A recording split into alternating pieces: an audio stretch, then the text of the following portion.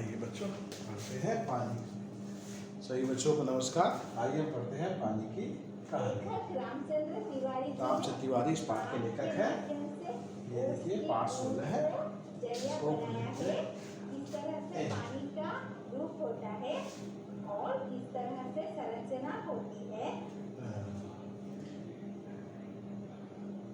तो मैं आगे बढ़ा ही था कि बेर की झाड़ी पर मोटी सी एक बूंद मेरे हाथ पर आ पड़ी।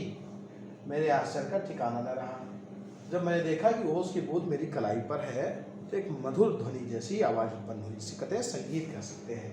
संगीत पैसे जब लेखक ने देखा उसके हाथ पे ये क्या है, संगीत जैसा कुछ है, तो उसको समझ में आया कि अरे ये तो पानी की बूंद है।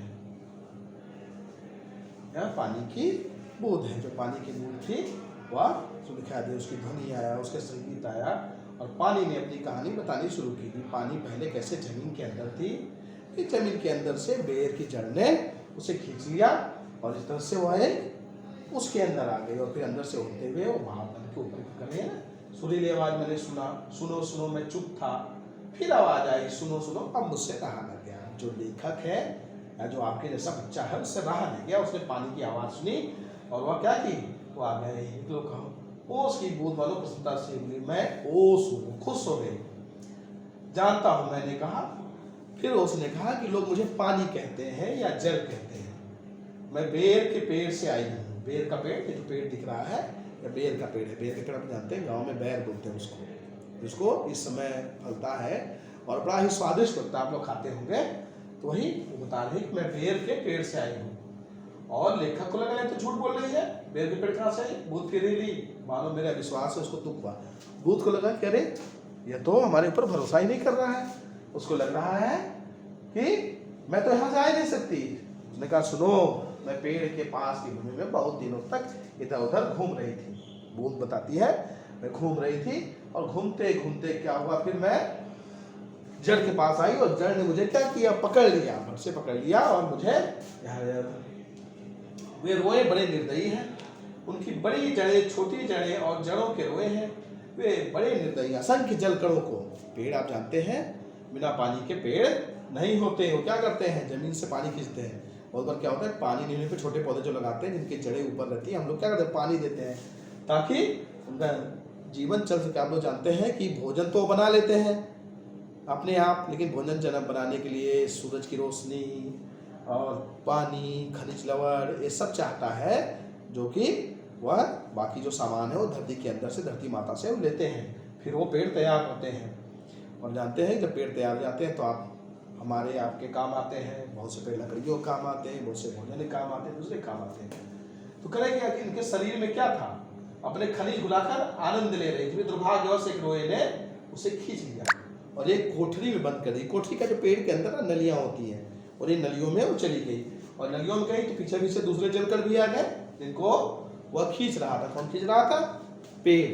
पेड़ अपने भोजन के लिए जिन्हें खींच रहा था वह लोग आ गए। वो बारी बारी से आते गए और उससे लगभग 3 दिन तक वो पेड़ की नलियों में घूमती रही और सांसद को महसूस किया उसने। सांसद का मतलब होता है जो कष्ट होता है, उस कष्ट को उसने महसूस किया और वो कष्ट उसको बड़ा कष्ट लग रहा था। जैसे अभी को एक छोटे से बंद घर में सबको बंद कर दिया जाए तो बड़ी असुविधा होगी, घुटन होने लगी, सांस नहीं समझ, क्योंकि हम क्या चीजें लेते हैं। वैसे ही हुआ और पत्तों के नन्हे नन्हे छेदों से होकर जैसे जान बचाकर भागी है। मैंने सोचा पत्ते पर पहुंचते ही उड़ जाऊंगी, परंतु बाहर निकलने पर उसे पता चला कि रात होने वाली है। क्योंकि उड़ कैसे जाती है, भाप बन जाती, भाप बन के उड़ जाती। आप जानते हैं मनुष्य लोग कैसे उड़ते हैं, हवाई जहाज बनाए, एरोप्लेन बनाए हैं और उड़ने वाले फ्लाइंग सूट बनाए हैं। एक वो ना पात्र आता है आयरन मैन भी उड़ जाता है। लेकिन पानी सूरज की ऊर्जा से उड़ती है और वो, लेकिन रात होने वाली थी इसलिए आप जानते हैं कि रात को सूरज होते नहीं और सूरज दादू जब रात को नहीं आते तो पानी उड़ नहीं पाई और जब पानी उड़ नहीं पाई तो उसने क्या किया, वहीं पर छिटकी रही और अब ये आई और जान बचाने के लिए फिर से पेड़ खींच डाले। इनके लेखक के या आपके जैसे हाथ पे कूद पड़ी, हाथ पे जो कूद गई। अच्छा सुनाओ, उसने कहा कि मेरी कहानी सुनो, मेरी कहानी जानो। उसकी कहानी क्या है, हाइड्रोजन और ऑक्सीजन ये दोनों मिलकर पानी बना जाते हैं H2O। क्या फार्मूला होता है? H2O, 2 हाइड्रोजन 1 ऑक्सीजन मिलकर पानी बनता है ना। हाइड्रोजन और ऑक्सीजन नाम दिया, ऑक्सीजन और ऑक्सीजन सूर्यमंडल में घूम रहे थे। ब्रह्मांड में उथल-पुथल हो रही थी, अनेक ग्रह उपग्रह। ये यूनिवर्स जब हमारा ब्रह्मांड पैदा हुआ था तब के बारे में बता रहे हैं। आप जानते हैं कि हमारा ब्रह्मांड बिग बैंग से पैदा हुआ था, तो उसी बिग बैंग के बारे में अब बात कर रहे हैं। ठहरो, क्या तुम्हारे पुरखे अब सूर्यमंडल में नहीं पूछे है? उनके वंशज भयान रक्तों में उनका मुख उज्ज्वल किए हुए हैं, तो मुझे बड़ी प्रसन्नता, सूर्य के धरातल पर नाचते हैं। एक दिन की बात है, वही प्रचंड प्रकाश पिंड दिखाई दिया, यानी जब बिग बैंग हुआ, बिग बैंग होते ही जो ऑक्सीजन और हाइड्रोजन जिससे मिल गए, और मिलकर अरबों बरस पहले जो केमिकल रिएक्शन या रासायनिक क्रिया हुई, उससे क्या हुआ? उससे पानी बना। और वो पानी क्या हुआ? पहले जब धरती गर्म थी तो वायुमंडल में घूम रहा था, फिर बारिश के रूप में बरस गया, है ना। कहने के अंत में पहले से कोई सकावा भाग रह जाता है ऊपर, और फिर क्या बर्फ बन गए, पानी हुआ, बर्फ बनते गए, वहां फिर धरती गर्म होने लगी, तो बर्फ क्या हुआ? बर्फ पिघल गया, और बर्फ जब पिघला, कहानी सुना रही है बूंद, देखो बता रही है ना, और लड़के का आश्चर्य से आके पड़ी जा रही है कि बर्फ पिघल रहा है सर ऐसे करे। लेकिन वो बड़े आनंद का समय था, यानी भाई बड़ी खुशियों का समय था। क्यों खुशियों का समय था? क्योंकि उस समय पानी मौज में थी। कितने दिन, कई लाखों वर्ष तक वो घूमते रहे। और हाँ, चौको नहीं, मेरा जीवन 100-200 वर्ष की दाल में नमक के समान भी नहीं है। मैं ऐसे दीर्घ पानी देखो, जब से आया है इस धरती पर आया पानी जिसका तस है, यानी वो उसके रूप परिवर्तित होते रहते हैं, लेकिन होता वही है वो। तो करें, हम शांति से बैठे थे, हवा खोलने की कहानियां सुन रहे थे, अचानक ऐसा अनुभव हुआ, सब उड़ गए। कहाँ उड़ गए? उड़ के वायुमंडल में चले गए, बर्फ पिघली, आइस एज खत्म हुआ। आइस जानते हैं ना, हिमयुग पर फिल्में भी बनी है, कार्टून की फिल्में बनी, बच्चों की फिल्में बनी है। इस तरह से हिमयुग आया, और हिमयुग का फिर समाप्त हो गया। फिर वो घूमते घूमते गर्मधारा से मिली, और गर्मधारा से मिलके उसकी गर्मी सोखनी पड़ रही, पानी बनकर समुद्र में मिल गई, समुद्र पहुंची। समुद्र में जो उसने देखा वह तो वर्णनातीत था। समुद्र जाकर बहुत बड़ा धरती का 71% हिस्सा जल से घिरा हुआ है, और वह समुद्र है। एक दिन जी में आया कि समुद्र के ऊपर तो घूम चुकी, भीतर चलकर भी देखना चाहिए। उसने भीतर जाने गहराई में है, जैसे गोताखोर ड्राइविंग करते हैं, वैसे पानी की बूंद भी गहराई में जाने लगे। गहराई में पहुंच कर उसने देखा, उसने क्या देखा? उसने देखा कि वहाँ तो बहुत अंधेरा है। आप जानते हैं मारियाना ट्रेंच या फिर बहुत सारे समुद्री गर्त हैं जो अत्यंत गहराई में है, और गहराई में होने का कारण क्या है कि वह उनको पकड़ नहीं पाते हैं, रोशनी नहीं होती। वहाँ पर क्या होते हैं, वहाँ के जीवों को अपने ऑटोमेटिक, जैसे जुगनू को आपने देखा ना, चमकता है, ब्लिंक ब्लिंक ब्लिंक ब्लिंक करता है, वैसे वहाँ पर भी जीव जंतु हैं जो ऐसे जो खुद चमकते हैं। अरे विचित्र विचित्र जीव देखे, धीरे रेंगने वाले घोंगे, जालीदार मछलियाँ, कछुए जानते हैं आप, कई सौ साल जीते हैं, तो कछुए बड़े बड़े। और क्या देखा? मनुष्य कई गुना लंबी थी, 8 हाथ वाली मछली। 8 वाली मछली जानते हैं? 6 बकरियां होती हैं, उनके कई हाथ पांव होते हैं, वैसे 8 हाथ वाले ना ऑक्टोपस होता है, तो ऑक्टोपस के कई हाथ पैर होते हैं। अच्छा, एक बिजली मछली जो चौक निकलती थी, कुछ मछलियां छोटी छोटी थी, दूसरी मछलियां उनको खा जाती थी। अच्छा, इसके बाद उसने क्या किया? जमीन जहाँ भी जंगल रहे, छोटे ठिकने पोटे पौधे उगे हुए थे, इसके बाद सब देखने के बाद जी में ऊपर लौट चले, परंतु प्रयत्न करने पर जान पड़ा कि ये तो बड़ा असंभव है। क्यों असंभव है? ऊपर में समुद्र का प्रेशर है, और समुद्री दाब बहुत ही ज़्यादा होता है, कई गुना ज़्यादा। इसलिए अंदर जब समुद्री गहराई में जाते हैं, सूट पहन के जाते हैं, या फिर आप जाते हैं उससे पनडुब्बी देखे ना, पनडुब्बी पर फिल्में बनी है, लोग जाते हैं रिसर्च मिशन के लिए, उसके अंदर होकर जाते हैं, क्योंकि पानी का दाब बहुत ही ज़्यादा होता है, और हमारा शरीर उस दाब को नहीं झेल सकता। फिर इसने क्या किया? पानी लेके धीरे से चट्टान में होकर धरती के अंदर यात्रा करने लगी। आप जानते हैं धरती पूरी है, कहीं के भी उसके जो तरल पदार्थ है कहीं से कहीं चला जाता है। आप जानते हैं, इसलिए जमीन पर खुदाई करते हैं पानी निकलता है। वो पानी कौन होता है? वो पानी विभिन्न माध्यमों से पानी जमीन के अंदर होते हुए आता है। तो घूम कर देखेंगे, उसे विचार आएगा, पृथ्वी घूम देकर देखते हैं, अब शोर मचाते कूदते फांदते, बड़ी बड़ी चट्टानें रास्ते में पड़ी, और भी बहुत कुछ पड़ा, जमीन के अंदर से होके गई। और उसके बाद क्या किया उसने? उसके बाद उसने बहुत सारे चट्टानों को तोड़ डाला, बहुत कुछ कर डाला। जो रेत दिखते हैं ना गंगा के किनारे, जो बालू दिखता है, वो हिमालय के जो पत्थर है, पत्थर घिस के बालू जैसे रूप में दिखते हैं। हमारे अगुआ, इनके जो अगुआ थे, भाप बन गए, जो भाप बन गए ये जो जहाँ वो जा रहे थे वहाँ ज्वालामुखी थी, ज्वालामुखी में फंस गए। बता रहे ना, ये ज्वालामुखी वोल्केनो कहते हैं, धमाका होता है इसमें से आग की ज्वाला निकलती है, बहुत निकलता है, उसी को ज्वालामुखी कहते हैं।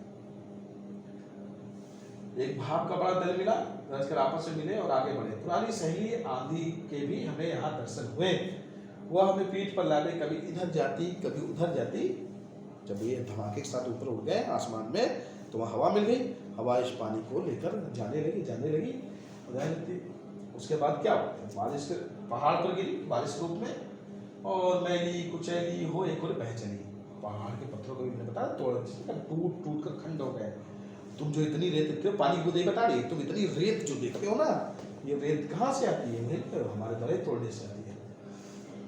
और एक नगर के पास पहुंच गई, बहते नगर के पास पहुंची। आप जानते हैं नगरों में पानी जल सप्लाई के लिए जो पाइपलाइंस लगे होते हैं, तो पाइपलाइन से पानी होकर के चली गई।